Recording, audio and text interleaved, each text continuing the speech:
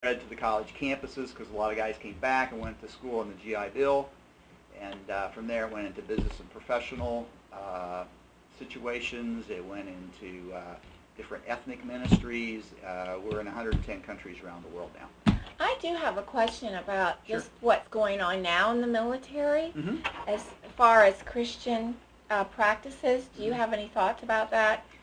Things are going great. Okay. I mean, as far as our ministry is concerned, we've seen lots of people come to Christ in Afghanistan and Iraq, and we have guys coming back who have really kind of fell in love with Jesus, but fell in love with the people they're around, and are preparing to go back as bearers of the good news about Jesus. So the navigators are still being used in the military as an activity? Oh yes, absolutely.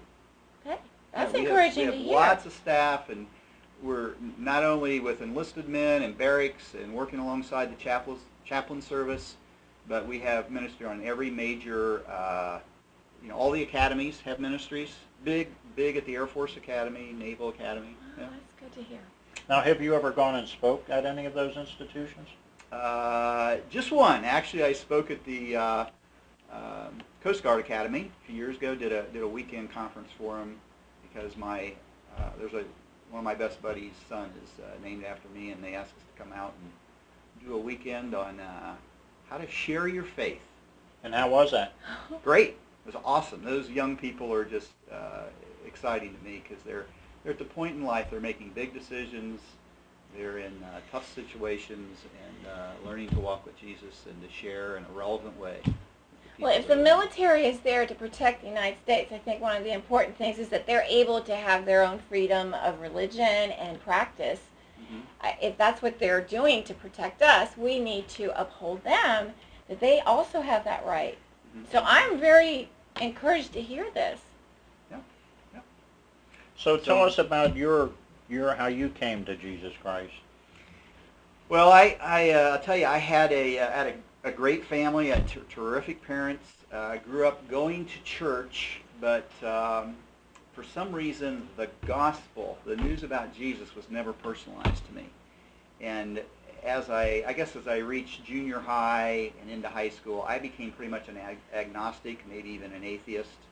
I thought, well, if there is a God, you can't prove that he exists. That was kind of my take. And I went off to school, to college, and my freshman year I kind of stood back and watched things. And this was during the Vietnam War. Mm-hmm. And one of my buddies came back in a box, and that kind of just gripped me that, hey, this life is for real, because my life had been really pretty good up to that point. And I started considering about what my goals were, what my purposes were in life. And how old were you? 18. Okay. 18. And I went to a meeting. Back then we used to have what we called rap sessions, and it wasn't about music. I remember those. It was about discussing and discussing topics. And Gwen doesn't remember that. I know. She's too young. I was talking to a student recently in their early 20s, and we were talking about differences in terminology and what they mean, and that came up. I said, what would you think if I said we were going to have a rap session? I said, well, we'd be talking. We'd be singing and to beat music and rapping. No, we were talking in our rap sessions. But yeah, I went to these one night late, and this guy got up and he was talking about knowing Jesus personally.